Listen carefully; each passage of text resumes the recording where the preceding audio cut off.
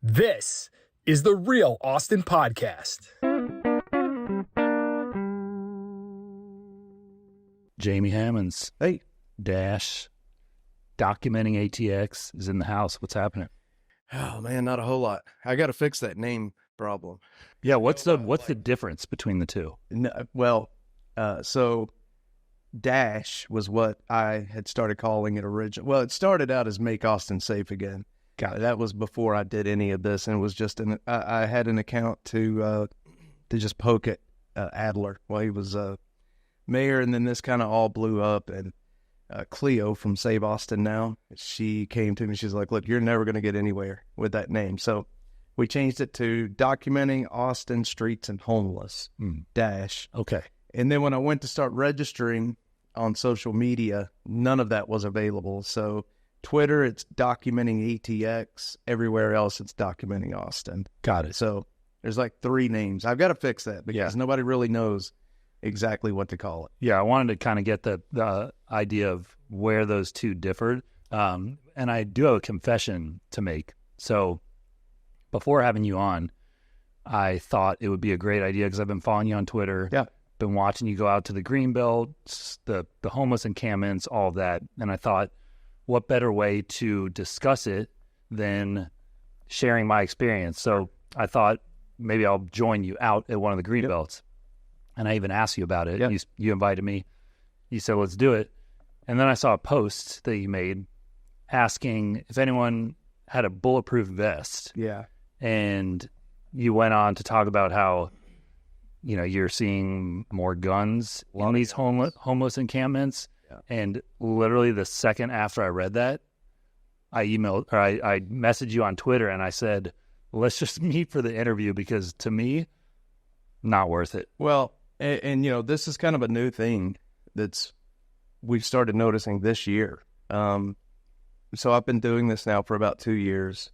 And previous years, it's been really safe. I mean, I've had a couple of issues, but nothing serious. But this year, we go into camps and people are openly carrying pistols. And, you know, look, I carry a pistol everywhere I go. I have no problem with anybody carrying a gun. But when you have mental health issues and you got a crack pipe in one hand and a pistol in the other, that is just an accident waiting to happen. Yeah. You had Trevor and Morgan from Nomadic on. I took them to a camp in January, and I told them, look, it's safe. You don't have to worry about anything. The minute we walked onto the trail, a guy came out of the bushes with a pistol asking why we were there, what we were doing. This is on the Williamson Creek Greenbelt, public Greenbelt. Anybody's allowed out there. And he's patting his pistol, asking what we're doing there. And it's... yeah, it's scary. It's getting scary because there's a lot. We were over on the Barton Creek Greenbelt, Trevor and I, and while we were there, shots were being fired. That was, I know, gunshots carry, but it was pretty close. We called the police out there. Austin police showed up. They walked into the Greenbelt for about 30 seconds and came back out and was like, "No, we don't see anything." And see ya. They were off. That's scary. Yeah, it is, especially because before the shots were fired, there was a couple down in the Greenbelt that was fighting for about an hour, just going at it back and forth. And then once we heard the gunshots, there was no more fighting. And so that's why we called the cops. We thought somebody shot somebody down there. Is this a homeless couple or Yeah. Okay. Yeah, and talking to the people that live there, they say it's a common thing. It's like they're fighting constantly. And, that's why we called the cops. We thought seriously one of those two shot each other. And we told the cops when they got there, they didn't even go far enough down in there to check. They just literally walked in 30 seconds and back out. Well, in a way, I know that they're police officers and they're there to protect, but it's hard to blame them, This day and age it is in the city, these police officers, God forbid, they have to use their weapon. If they do, there's a good chance that they're going to be charged with something. I don't understand how. I have a lot of friends that are cops now from doing this, from spending time on the street. There's no more proactive policing happening. It's all just, they chase the radio. If they see a guy on the corner with a crack pipe, they just leave it alone. They don't mess with it. And they're doing basically the bare minimum. They're doing, and I get it. I understand it. Their life and livelihood is on the line. If they had to use force, the chances of them being charged is really high. It's insane. How could a cop work under those conditions? Not only does it put their life in danger, but it puts yours and my life in danger too. Yeah. And going into, when you mix those two, the guns, the mental health, it's a scary combination for you to go in, for police officers, for firefighters, and Trevor and Morgan, when I had them on, we talked in depth about this, about how the relationship has kind of, there's more animosity now between the homeless population and public service. Yeah, it's before it was I wouldn't say it wasn't an adversarial relationship, but it is now. Most all of the homeless in this city see anybody that they perceive to be of official capacity. Even us, we have nothing to do with the city. We have nothing to do with closing down camps. But when they see us, they're like, they think that we're there to hurt them. And once they realize that we're not, once they realize that, look, we've got water and food and hygiene stuff for them, then, they calm down. And I carry smokes around with me. I carry cartons in my backpack when we're in the camps, because you'd be surprised how far one pack of cigarettes can go in calming somebody down when you're there. So but when the city shows up out there with what I think it's called the host team, the homeless outreach street team. It's 2 people from integral care, a paramedic, and a cop. They see that cop, and it's over. It's done. So that I get why they have to have the cop there for safety, but at the same time, it shuts the conversation down immediately. The minute that they see the cop, all conversation is off. They start scattering. So does this go back to, we talked about with the nomadic guys, kind of the progression over the last few years, how the public camping was decriminalized in 2019. Yep. And then we were kind of having a discussion of when it was. We thought it was like 2021 when there was the vote to reinstate Prop B. the ban. Yeah, it was 2021. And I remember voting on that. Is that when this change started? So what ended up happening, it was a huge mistake for them to decriminalize. All it did was bring everybody to the streets. Where did that come from? Like, how did that happen? Progressive politics, basically saying homelessness, it's not a crime, which it's not. We shouldn't stigmatize. They should be able to sleep wherever they want. And they even made it where when they decriminalized, or I don't want to say decriminalized, when they took away the camping ban, let's say you owned a piece of property outside here, and I moved onto that piece of property with my tent and all of my junk, you would have to get me evicted off of that piece of it. I just move into your land. And that was happening. It was happening all the time. And so the majority of Austinites, I think, voted for Prop B to put it back in place. People got tired of seeing naked people on the street corners. People got tired of the drugs. People got tired of the violence. And it was making the city almost unbearable to drive around. So they took away the camping ban 2019, going into 2020. They put it back in 2021. And what they effectively did was push everybody off the street into the green belts. All of these homeless folks, they basically moved to where they were out of sight, out of mind. And that's why I think what I'm doing has gained so much traction, is because people didn't really realize that it was that way. A lot of people use the green belts, but there's a lot of people in this city that doesn't, and they had no clue what was happening. I've had people reach out to me that live surrounding the green belt. They had no clue that stuff was in there. They had no clue that there was fires, drugs, guns, violence right there in their backyard. And most of these green belts are unusable right now. The Williamson Creek green belt, can't use it. Nobody will go in that green belt. Barton Creek green belt, people use it, they use certain parts of it. And, you know, for example, when I very first went into the Barton Creek Greenbelt, there was a huge camp, massive camp, tarps, beds, you name it. A city. It's just, how they got it, because if you know how the Barton Creek Greenbelt is, it's like in a bowl, guys, it's steep. Yeah.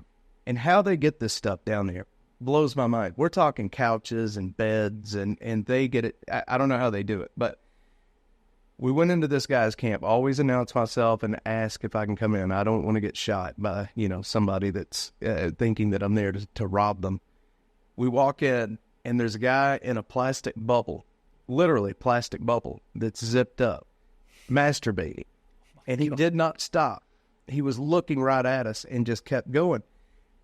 That was right on the public trail where anybody in their family could see it if they were using it. And he didn't care that we were there. In fact, I mean, I don't want to say it made it better for him, but he definitely wasn't he wasn't slowing down, let's put it that way. And that's the problem. Would you take your kids out there knowing Absolutely that not. any of that could happen at any time? Or you could step on a needle? Or I've found bags of crystal meth just on the trail where somebody has walked through and dropped it. Where dogs, people have to, like, I used to take my dog there. This was, 10 years ago. But I would let him off the leash and just let him run ahead of me. And you know your dog would pick that up. Oh, yeah. I know my child, he's 3, he would pick it up. Just, it looks like diamonds, really, is what it looks like. So it's a shame. We all pay taxes in the city, and we pay for those green belts, and nobody can use them. And it's not only just that, it's also the danger. We all know how dry it gets here during the summer, and we have issues of wildfires. Last year, the city spent $400,000 buying these, mini fire extinguishers. It's really a little bit bigger than this can to give out to the homeless community because there were so many fires in their camps. $400,000. $400,000. And a lot of these fires were being started by propane. They have grills. And the grills are in almost every camp now, the propane. And you might ask yourself how that happened. And it was Zoe Caudry, I think that's how you say his name. When he was running for council, he started taking donations of propane tanks and grills. And he handed out hundreds and hundreds to the homeless community. They take them up into their camps, and they accidentally start fires with it. So we have a council member that gave all of this out that is starting the fires. And now the city's spending $500,000 Oh, my God. So we had the idea last year. We never followed through with it, but we were going to file a lawsuit to force him to go and get those grills and propane tanks back. So we'll see what happens this year. It may be on the table. So here's a thing. I stumbled across your account on Twitter, just randomly, and started seeing the Greenbelt posts, and I was like, I've been here for, going on 11 years, and again, it's somewhere that I used to go down. I haven't been in a few years, but I had no idea. It's bad. I work downtown, and my understanding was the homeless situation here has gotten better. Yeah. No. The streets of Cesar Chavez aren't lined with tents. It's not as bad as it was. And then after watching your stuff, you see that it's just moved. Yeah, that's what's happened. They went from being in the open where we could all see it to basically cover any green space in this city that has access to a bus line and a gas station. If there's a stand of trees, you're going to find a homeless camp there. Just about every single one. Where's there a bus? Where are they going in on? Because I know it's like off 360, kind of behind that shopping center. So where's the entry point? So there's 3 or 4. The ones that we use the most, so the Brody Oaks, that shopping center, there's a couple of entrances there that makes it easy to get to. That's where they are entering the green belt, is in that shopping center. In the shopping center. Yeah, so it's very steep to get down there, but it only takes a couple of minutes to get to the bottom. So then what happens when they revamp the shopping center, which they're supposed to do? So I have come into contact and made friends with the guy that owns that shopping center. We were out there filming one day, and he was wondering what we were doing and stopped by. we ended up taking him down into the camp so he could see it for himself. We talked about that exact issue. He told us that they're planning on making kind of a new domain kind of area right there. And they are not going to let the homeless stay there. And that a lot of the reason that the main reason that this camp was cleaned now is because they are basically forcing the city's hand. Now, here's the problem. It is very steep to get into the camp.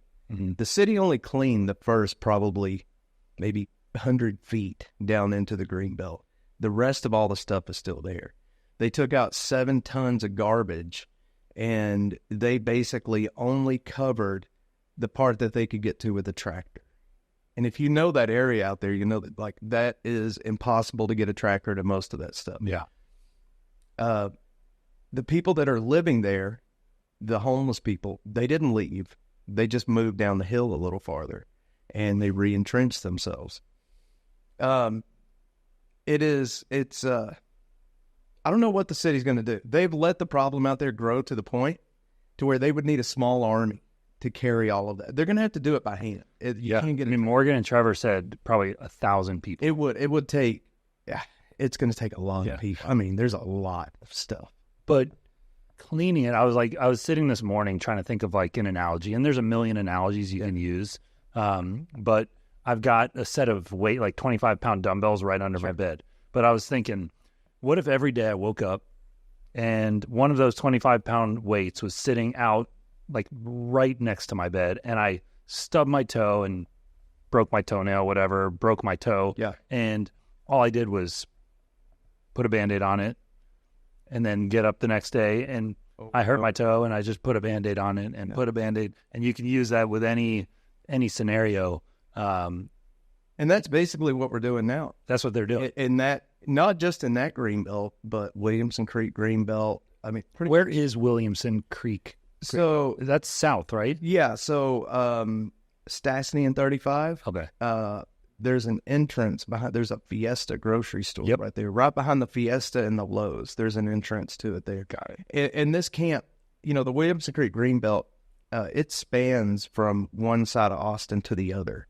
It just basically follows the creek, and it is a solid homeless camp from one side to the other. Now there are spaces where there's nothing there, but it's because, again, there's lack of public transportation, and it's in a residential area, and they will not live in those areas. So, and it's the same thing happening there. They have let it grow to a point to where they really, it's like they can't figure out exactly how to deal with it, so they're just not dealing with it. And that's what happened at the Barton Creek Greenbelt. That camp has been there for a very long time. When I was talking to the developer out there, he was telling me it's been here a long time. We're talking years it's been in there. It's been growing for years.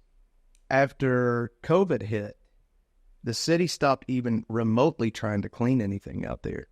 And that's when the trash, the garbage, it's a dump. It's a literal landfill in there right now. And we have, with Nomadic, we have some sensors that we're going to be using in the water to measure water quality. Right now, the creek is completely dry. Yeah. But, we're in the wet season. It's going to fill up. And a lot of that junk is making it into that creek, and, on the slopes of the side of the greenbelt as the water runs down, it's just pushing stuff towards the creek. Not only garbage, but poop buckets. Did they tell you about the poop buckets? I heard they told me off air because they're like, we don't know. And then later that day, I saw you share the story. Yeah. You could share it. In all of these homeless camps, so you'll find some where they just find a patch of ground that's away from their camp. That'll be the toilet. The guy, Rami's Wahari, I call him Chainsaw Guy. He was the guy cutting down all the trees in the Williamson Creek Greenbelt. Yeah. He actually dug pretty deep holes and would use it and then fill the holes back in. So I think he was in the military, and so a military thing, I guess. But most of these other people, they'll dig the 5-gallon buckets out of the garbage, and they use the restroom in it, and they'll fill it almost all the way up and then pop a lid on it and just set it to the side. And over time, as it degrades and, gas builds up and the tops pop off of them. And I was out filming on the Barton Creek Greenbelt, and it was a day after a rain, and I slipped on a slope and fell into one of those buckets. And it was so nasty. Shitty experience. Yeah, oh man, it went down the back of my pants, my shirt. Because I fell backwards into it, and it tumped over and just went, it got my boots, and it was horrible. So, and when the city goes out and cleans these areas, guess what? They never clean. They don't take the poop buckets. No. You can go out to a homeless camp. They've got it pretty much cleaned up, but here and there you just see 5-gallon buckets just through the woods. And so anybody that's out in the Greenbelts, if you see a 5-gallon bucket, you stay away from it because the likelihood that it's been there a while and the gases are building up, if you disturb it, it may pop the top of it off, and then you got a geyser of poop coming out on it. Jeez. It's a health, like it is a huge health risk to have those out there. Yeah. So with all the risks going out there, the health risks, the safety risks, since you start, because when I saw your first video or first few videos, I was like, I need to see this for myself. First of all, anyone listening to this, if you haven't already started following Jamie on Twitter, look up Documenting ATX and follow now so you can see all the stuff we're talking about, because you post at Documenting ATX, you post pretty much daily. Yeah. Videos, pictures of these greenbelts, and I feel like you can't stress enough for people not to go out there on their own to see this for themselves. You have a relationship now with the homeless people that are living out there. They know who you are, and even you at times feel maybe a little threatened or not the safest. So what would you say to someone who wants to go out and see it for themselves? It's not a good idea. Most of the homeless folks in the city are very nice people. They may have drug issues, but a lot of them have the mental health issues. And I may come into contact with you one day and you're okay, but tomorrow you're having a mental health episode and you're violent. And this happens a lot, especially most people that have the mental health issues, they have drug issues on top of that, and that just makes it a million times worse. It's not a good idea to go in, especially if you're going to go in to try to take pictures or take video. The minute that the cameras come out, they will freak out. And it's because they know that if the pictures get out or the videos get out, the city will be there shortly thereafter. Now, over the last couple of years, we've learned how to stay safe. I never go alone. That is very important. I try to at least go with 2 other people, but at least one person. And like I said, I've gotten to know a lot of these people, but these camps and the people in them, you will never see the same face twice. It's really like from week to week, they move around. It's not, I don't know how to explain it. That's one of the things with nomadic that we're trying to figure out is how this migration happens and why they're moving from this camp to this camp and then back over. Now, the well-established camps, the ones with the massive compounds, yes, they stay there. But most of the homeless folk, they're transient. They move around. And so using the AI, that's one of the things we're trying to find out is why they move the way they move.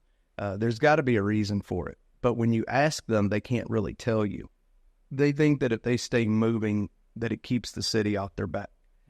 I think that is probably a good answer, but there's definitely a pattern to it. Like I go back and look at my videos and I can see this guy in this spot, and I don't publish faces. That's the other thing. The camps that I publish, I don't want to shame anybody.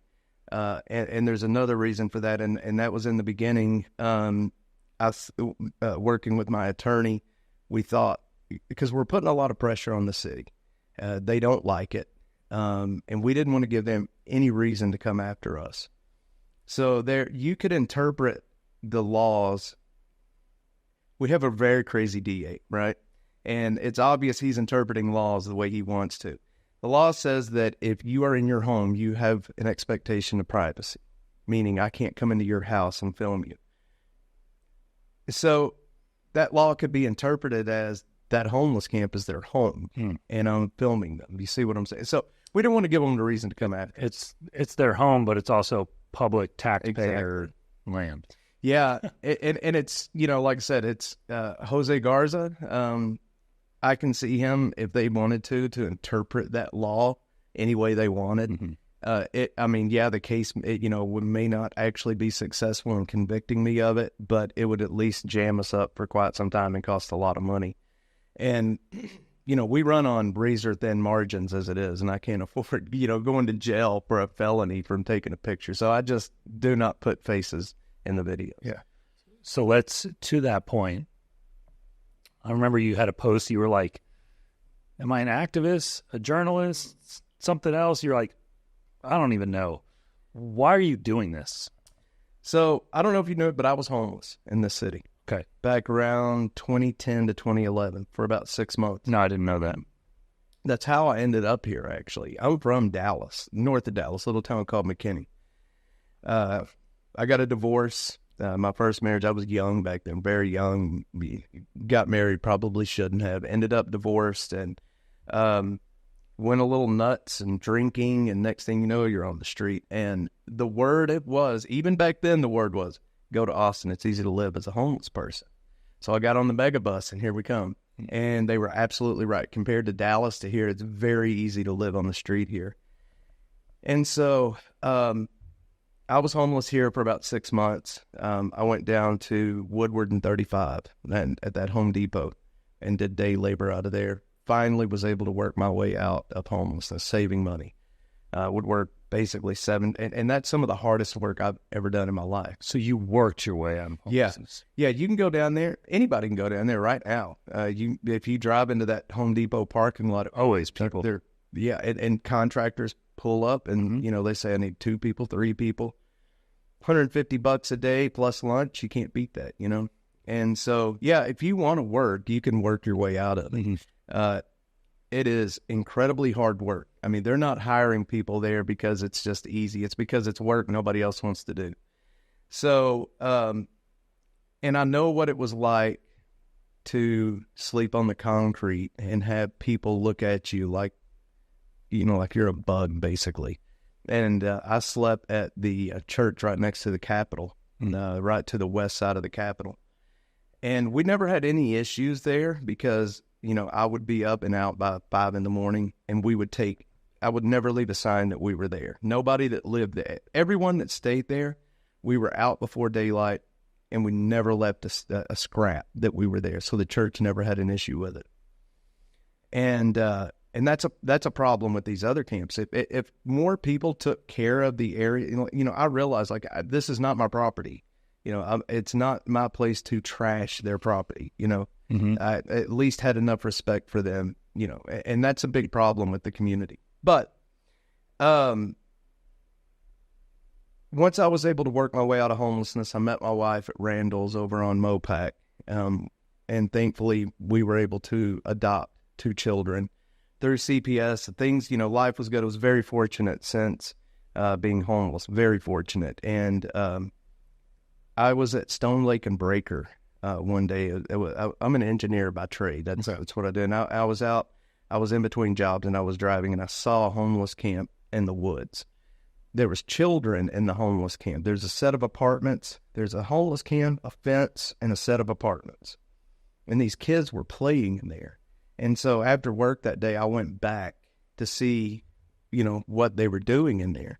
And it was a homeless camp. And it was nasty needles and bottles. And here's these children. So I took video of it, put it on the internet, and it just kind of blew up from there. And what year was that? This was, let's see, what is this, 2020? So it was about August of 2022. Oh, okay. Yeah, August. Was right towards the end of summer of 2022. And it just kind of grew from there. And as to why I do it, I really don't know. Other than, it's nice to help people. I'm not only making videos, we have an outreach arm. where we're trying to actually help people. And I'll give you an example. There is the Walmart back here at Ben White and 35. There's a homeless camp back to the side of that.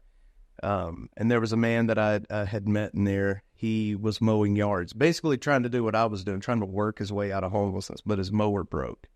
And we were able to get him a brand new mower. And I check on him every week to see how he's doing, and he's doing great, mowing yards. So he's going to be able to work his way out of homelessness soon. He's an older man in his late 50s, but he's doing really well. He's saving a lot of money. And it takes a lot of money. When you're at the rock bottom, it takes a lot of money to get your way out of it. Oh, yeah. It's not cheap.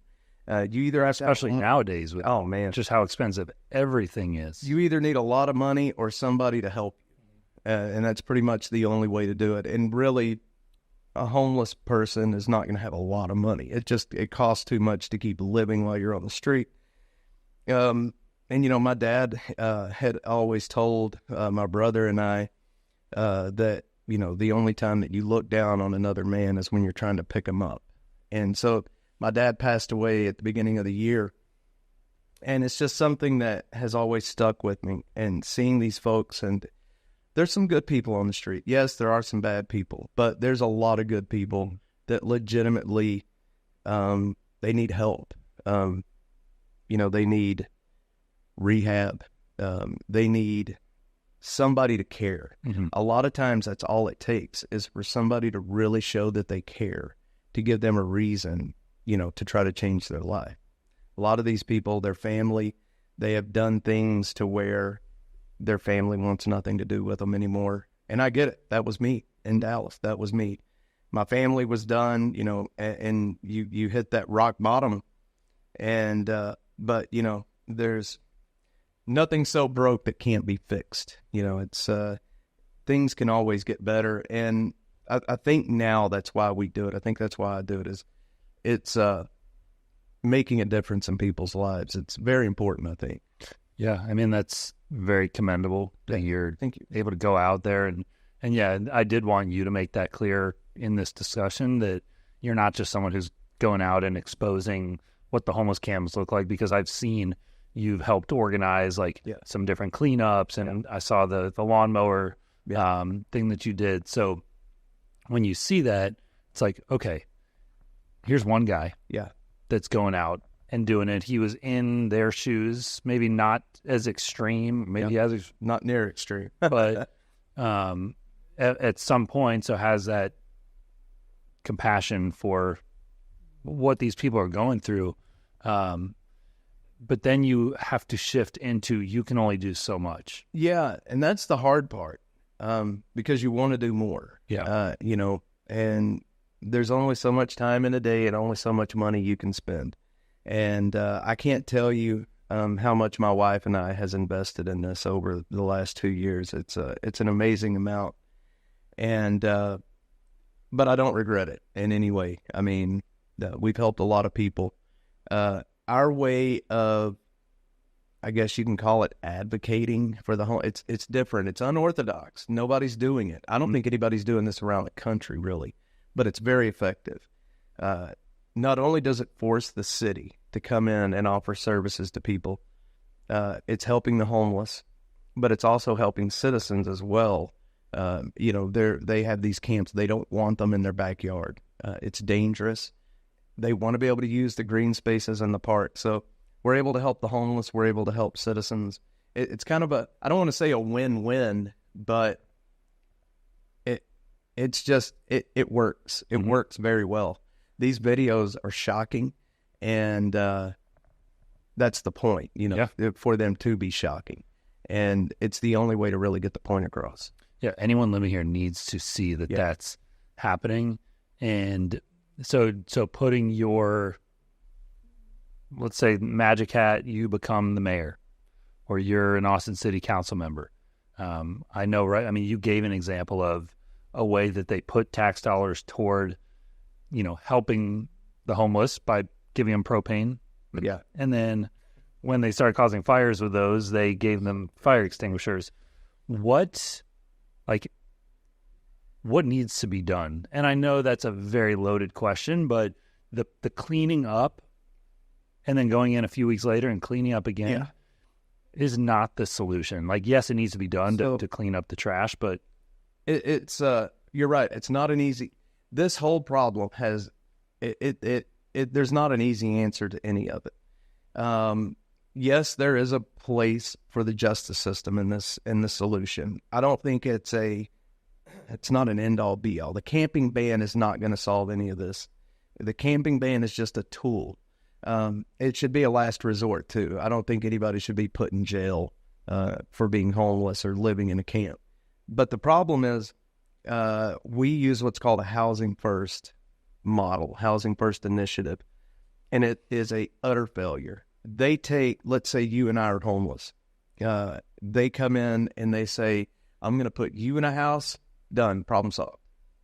Yeah, that's their theory. and what's happening at this house? Is it literally just shelter?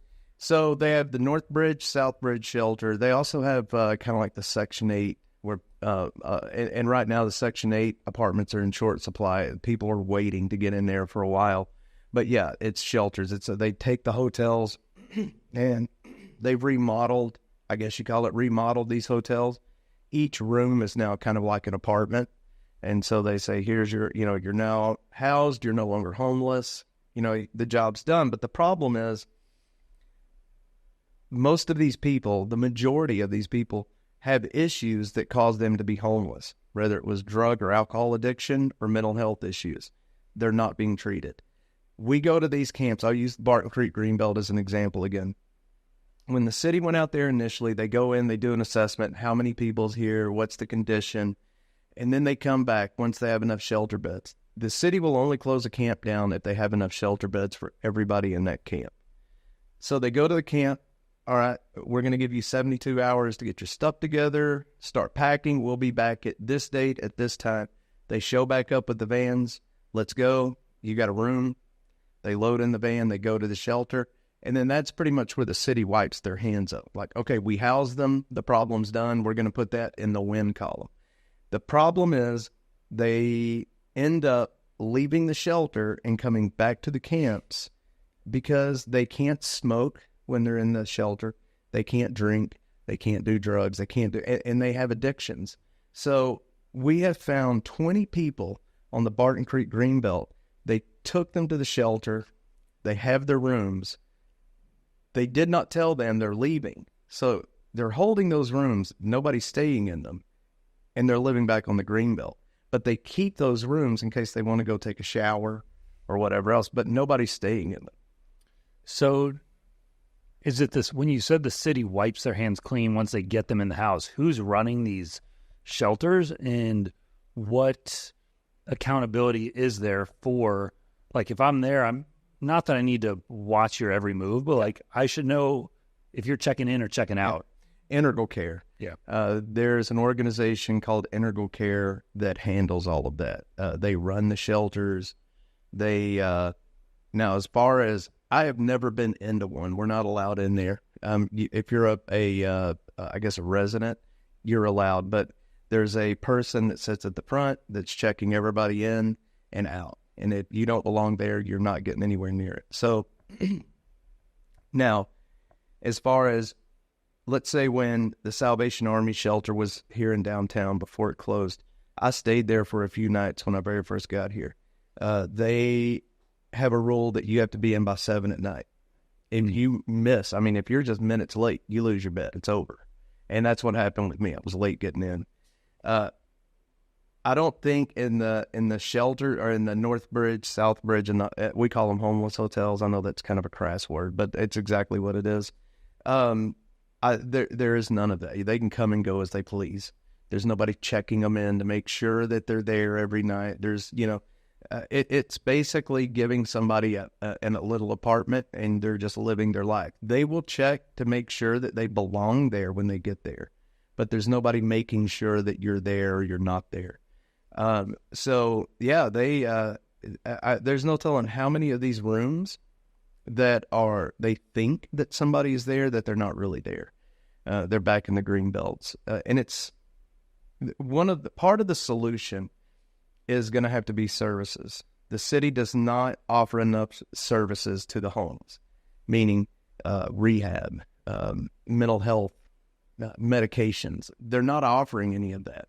When I say they wipe their hands, they put them in the hotel. That's it. No, sir, nothing. They're done. And then Back to the Band-Aid. And it's there's two, let's see, I think it's the North Bridge, South Bridge, and then they've got the Candlewood Suite up on 183 that they're trying to open. It's like years behind schedule right now, but there's only so many rooms. They have the marshalling yard. It's a temporary shelter where people are staying in tents. It's full. Everything is full right now.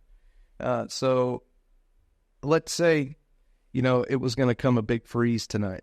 They have no way to put people into shelter right now. Yeah. They're at capacity, and I mean, forget the freeze. It's the high is 100 degrees on Sunday. That's the forecast. So think about the summers. Yeah, last year during the summer, there was people dying every day. I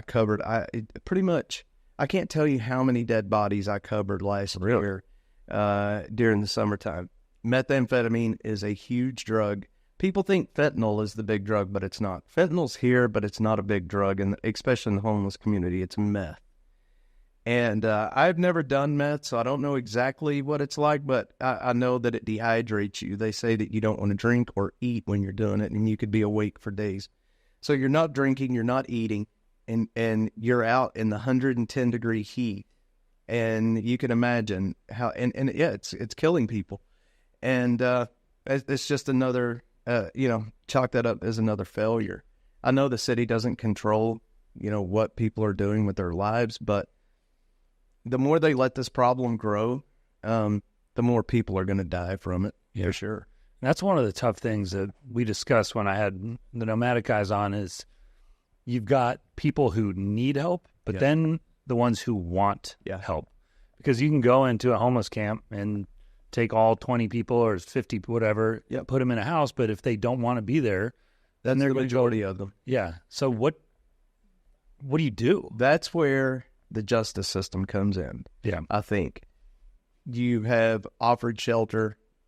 You have tried your best to, get these people to get their life back on track. If they still refuse that and they want to live the way they're living, that's when the camping ban and the justice system has to come into play. Yeah. I know it sounds like it's not very compassionate, but at the same time, living in these green belts, we know the fire danger we have in this part of the country during the summertime. It's a massive danger.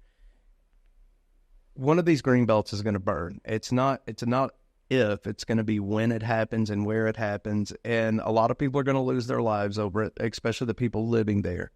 Do you remember when Bastrop State Park burned back in 2011? No, I didn't live here. I had just gotten here, and I remember seeing the smoke from here. It was a massive fire. The whole state park burned.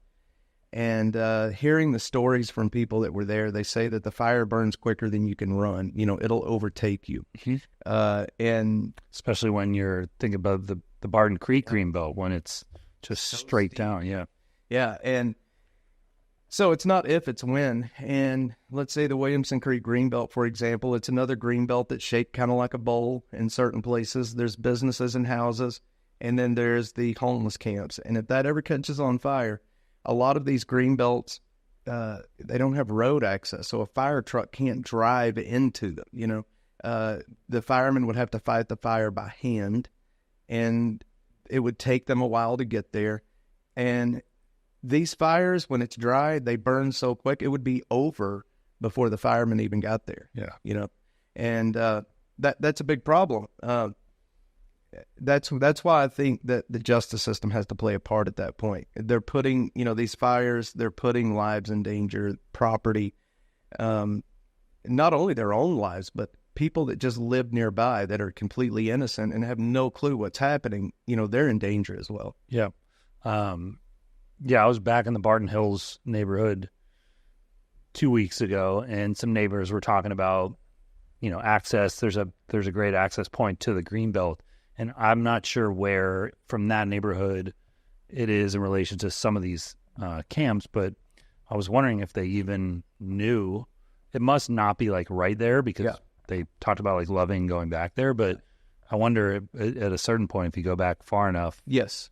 Yeah, pretty much all the green belts are homeless camps. Yeah. Not every part of the green belt. There's places in the green belts that are perfect and pristine and beautiful, but you could be hiking along and then all of a sudden you're in the middle of a homeless camp and you don't even realize it. Mm-hmm.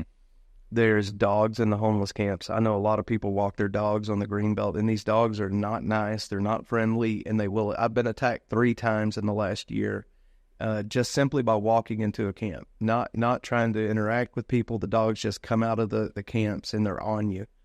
And then again, you can call the police about that, and I mean, you're not going to get any response. But you know, and so the animals like the Bolden Creek Greenbelt.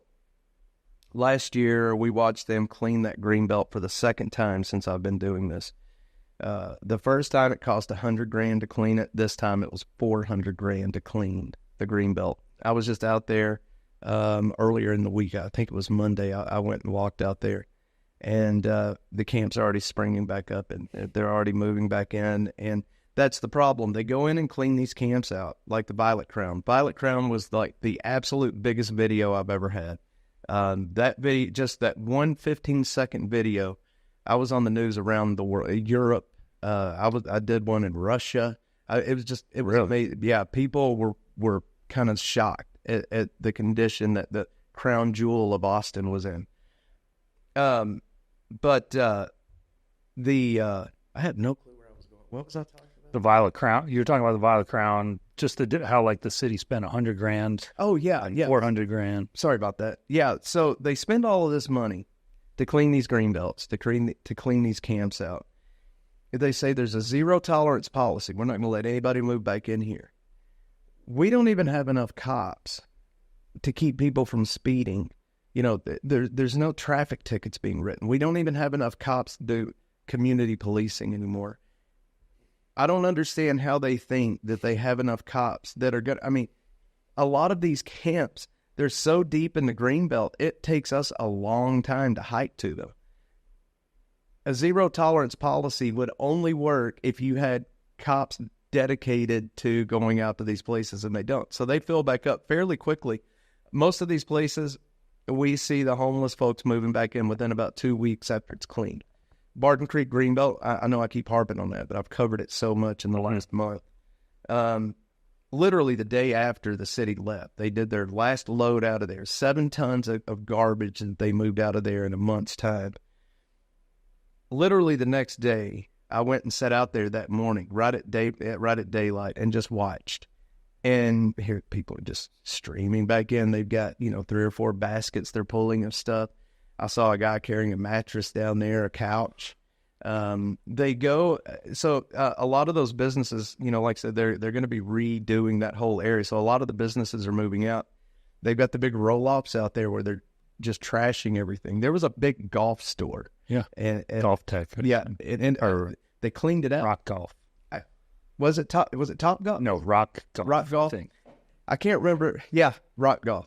They had a big roll-off behind the store full of just golf stuff. I mean, golf clubs. Just, you name it. It was golf stuff. And so we saw somebody digging in it, and we went and looked in it and saw, okay, well, it's a golf store. I guess they're redoing something. But then we walked down into Greenbelt, and it's like golf stuff everywhere. Wow. They make their own golf course. I mean, they had like pictures, like the posters hanging up in trees, and, they had... it was just an amazing amount of stuff. One guy even took the track lighting and put the track lighting up in a tree. I don't know what he was doing with that. There's not any power down there. Yeah. Now take it back. There is power. They do bring generators and run the generators, and that's kind of look. A lot of these homeless folks, they're very. If they would put a quarter of the energy into trying to change their life that they put into making a homeless camp. Sound pretty innovative. Man, I need to take you to the Williamson Creek Greenbelt and show you some of the stuff that they built down there. They built a trolley system so that Greenbelt, like I said, it's like a bowl, and if you don't go over the side to get to the camp, then it's like a half a mile from the front. So they had a big steel cable and a trolley built where they would bring stuff in and out on this trolley. Very interesting. They take these generators, and generators are loud. We know that. They take and dig these, 4 feet deep holes in the ground. They put the generator down there, and they put plywood and dirt over it, and then put a dryer vent so they can get air. They bury them. They bury the generators, and that's all you see is a hole in the ground that looks like dirt. It looks just like just the regular ground, but it's just extension cords running out of it and a dryer vent in the back. Wow. It's pretty interesting how they do it. That is insane. I don't know how they do it. So with the amount that the city spends on like cleaning some of these up, you said 100,000, 400,000. I think Trevor and Morgan said the city's budget for like the next 4 years or for a 4-year span is like $500 million. Yeah. Is that money, like when they go and clean those camps, is that coming out of that budget? Or if not, where's that money going? So it depends. They have what's called the Hill Initiative. Hill Initiative, it's homeless encampment. I can't remember. It's homeless encampment. It's the initiative that they use to clean a lot of the encampments. I'll say a lot of them because it's not all of them. Sometimes they'll use contractors, which I believe that comes out of the general fund instead of the money set aside for homeless encampments. Now, a lot of the money that they have, the $500 million that they have, came from the COVID money, the American Rescue Plan. Now, that money is done. They're not in the coming years, there's going to be a huge budget shortfall because that federal money just dried up. And a lot of the money that they used for homeless response came from those dollars. Now, it's not only federal money. It's federal money. It's your money, your tax money here. But they also went out into the community and solicited donations from, foundations, from businesses. And they took millions and millions in donations from businesses in the city and foundations in the city. Up to this point, we don't know where they spent the money or how they spent the money. There has been no audit. We've asked for an audit, and they say the problem is too big to audit. So they're almost refusing at this point to do an audit. So nobody has any idea where all this money has gone or how much of it has been spent yet. There's no accounting for it at this point. Like I said, once the COVID money's gone, it's gone. They're not gonna. The hopper's not gonna get refilled.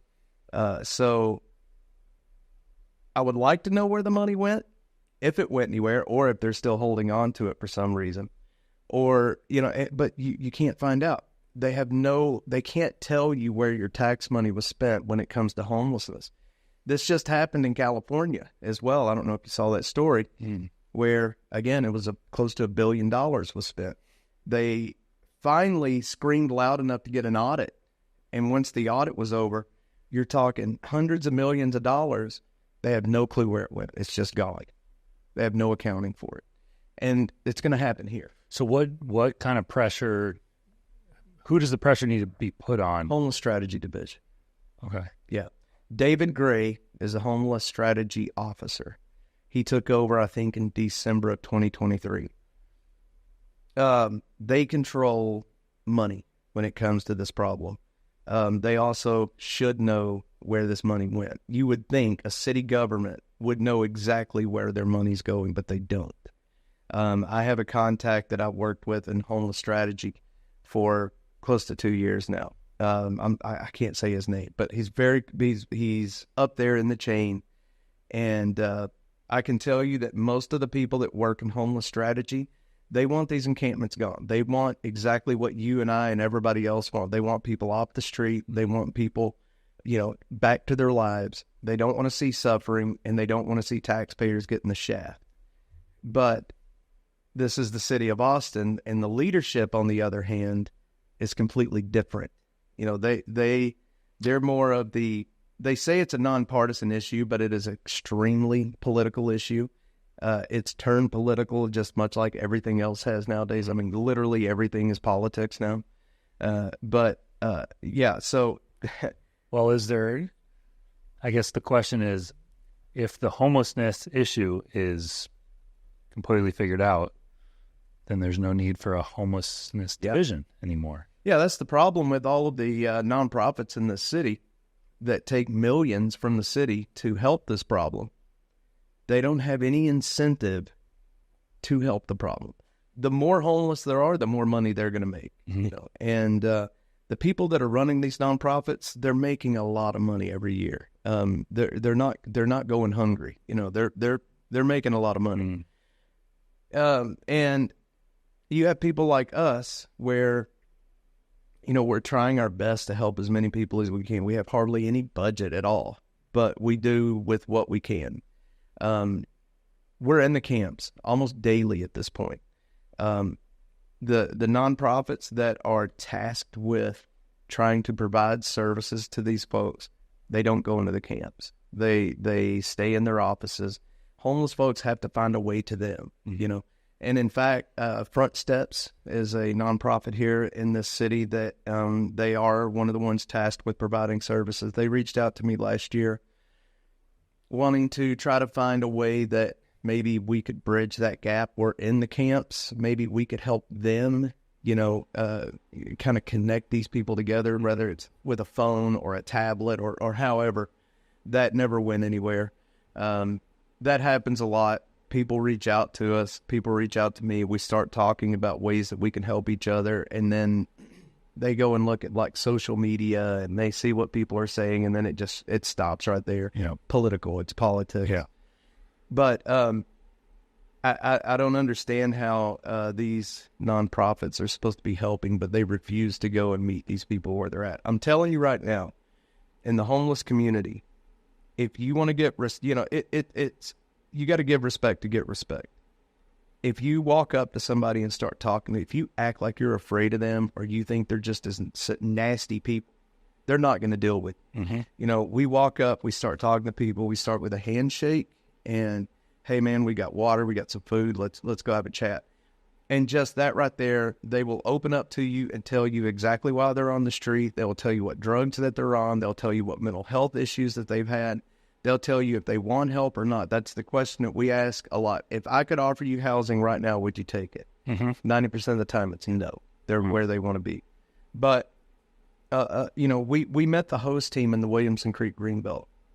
2 people from Integral Care, a paramedic, and a police officer. We were in the Greenbelt while they were there, and they were asking us, like, how dangerous is it down there? Should we go down there? I mean, is it, you know, what are we going to run into? And it's like, man, you are in the wrong business if you're scared to be on this trail. Yeah.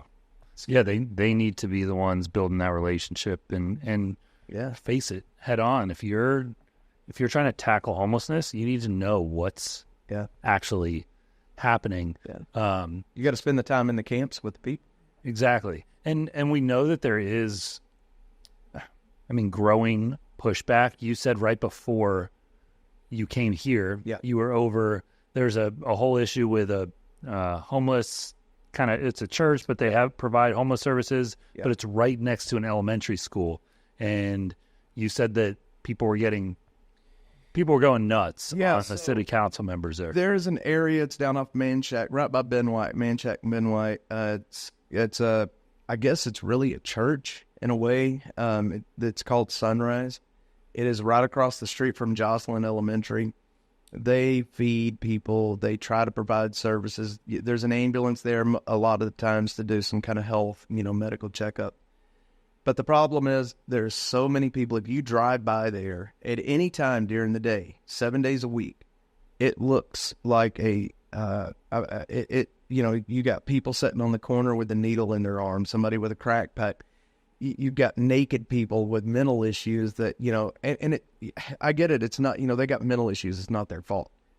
But there's an elementary school right there. These kids are seeing every bit of this. Yeah. And when you say right there, it's literally 50 feet. Yeah. Like, and I never knew, I've driven by that a million times and I've always seen people out there and I was like, this is something. I wasn't sure if it was an actual homeless shelter, but that part is. There's a gas station right across the street from Sunrise. If you pull in there and just park and just sit there for 10 minutes and watch what's happening, you'll be shocked at what you see.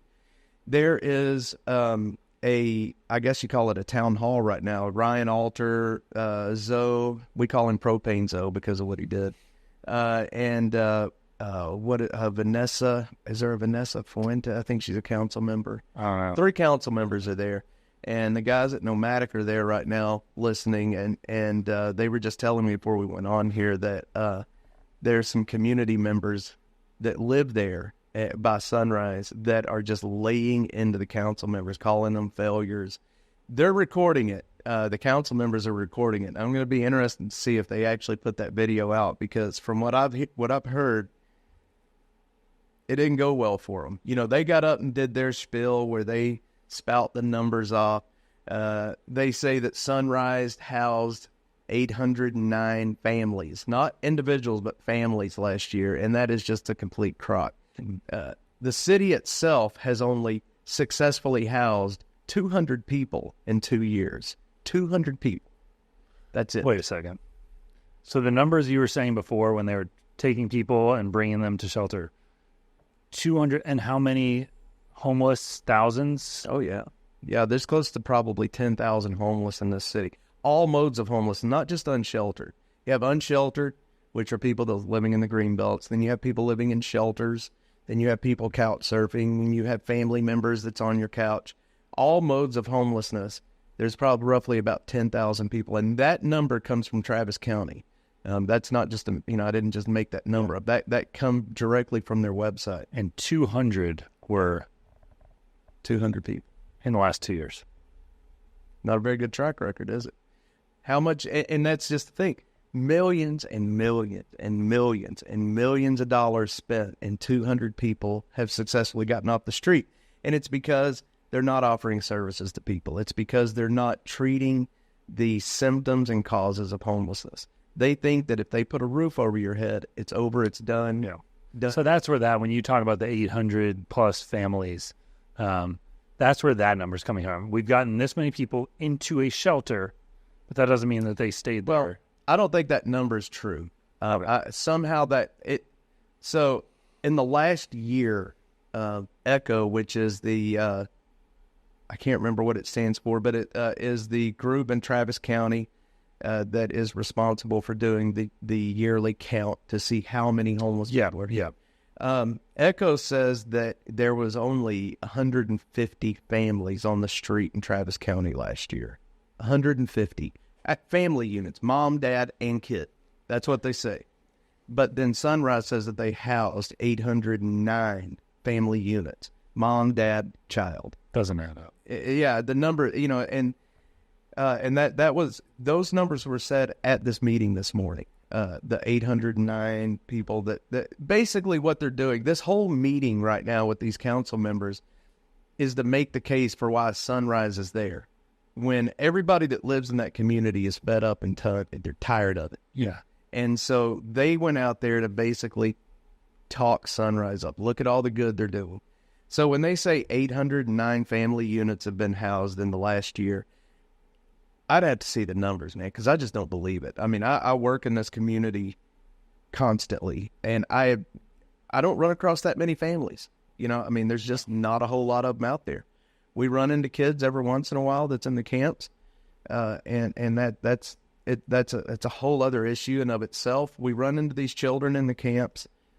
They're very well hidden. They're it's kind of like a gumball where you have the outside, but the kids are right in the middle. If they see outsiders coming in, they will throw the kids in a tent, tell them to shut up, because they know that if I see them, if Integral Care sees them, if anybody from the outside sees these children, it's over. Immediate, yeah. I have several numbers that I've been given to call if we find children. If that is the case, the city and the Travis County Constable's Office will be out there within an hour. They will get them off the street. Mm-hmm. You hear a lot of people saying, well, what are these people supposed to do with their kids? It's like, they're homeless. There's services specifically for those children and the families. That is not an excuse. They are in those camps because the mom and dad are on drugs. Mm-hmm.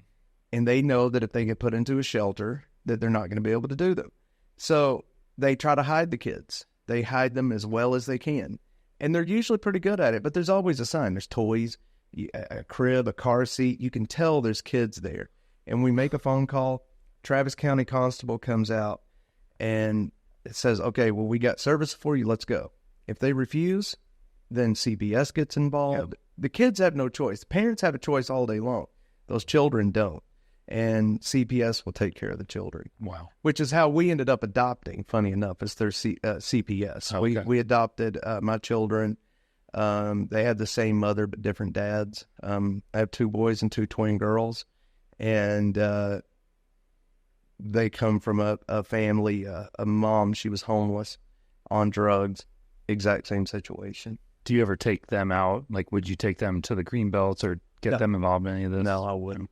Now, I have an 11-year-old. He's my oldest. Sometimes we go into the green belts, the ones that I know that are safe. Yeah.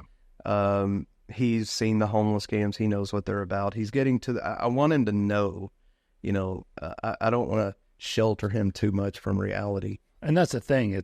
You want kids at a younger age to not to put them in danger, but to be aware that like this is happening not only in the world, but in our backyard. Yeah.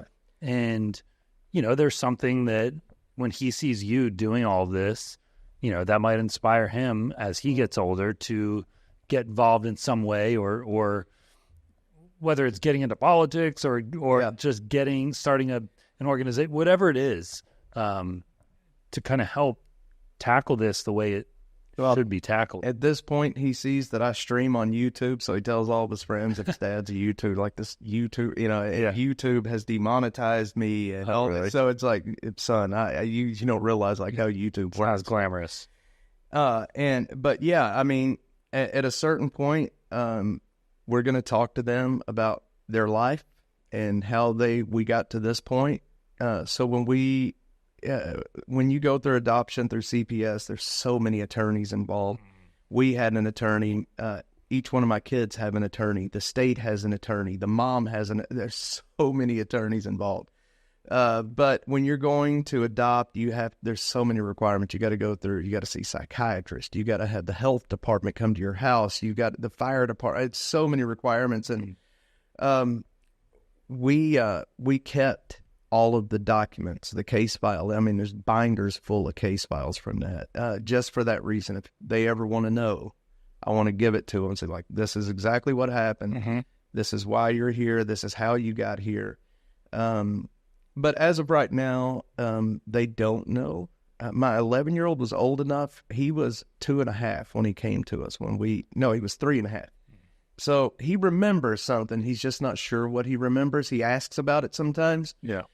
Now I have a 4-year-old, and then the twins are 2.5.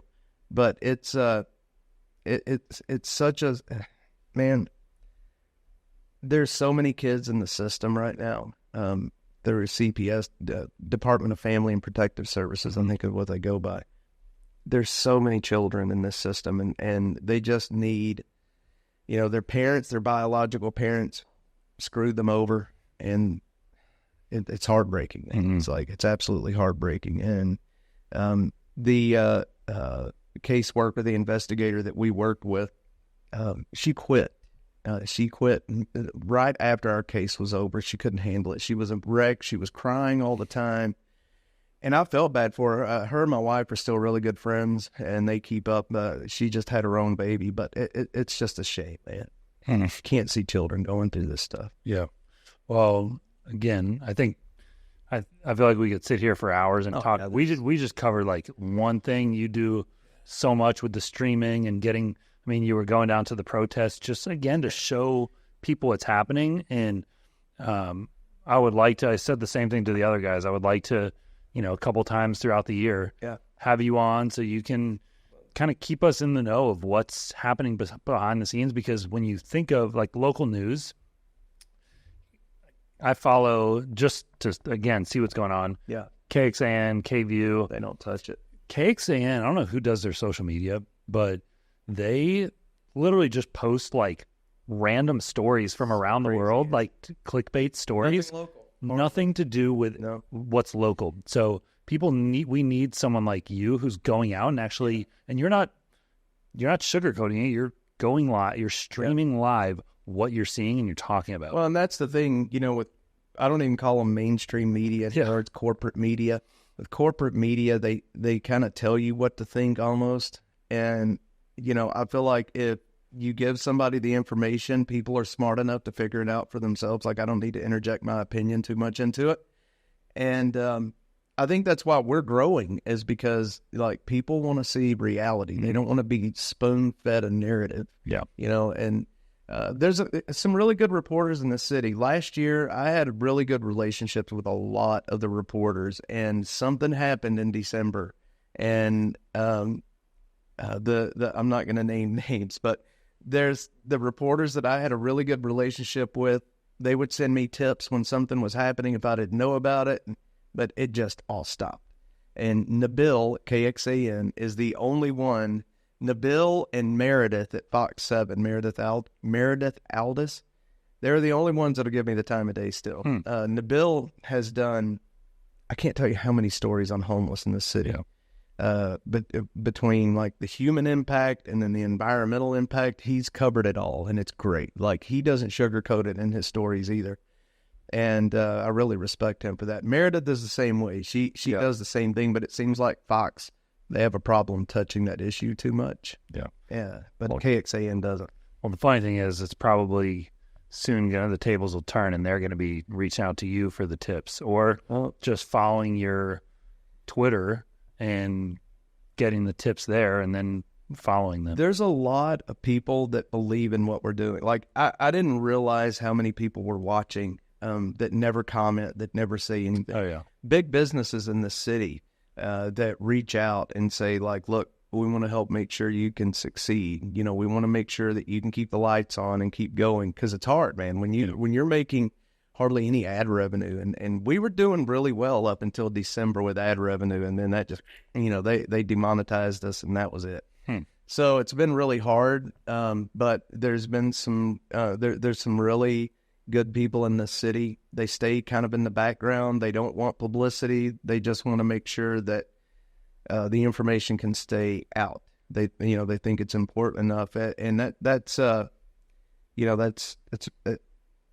it blows my mind when people reach out and say that kind of stuff, or they say, look, we want to make a donation, or, we want to do this, or like, I have Starlink on my car.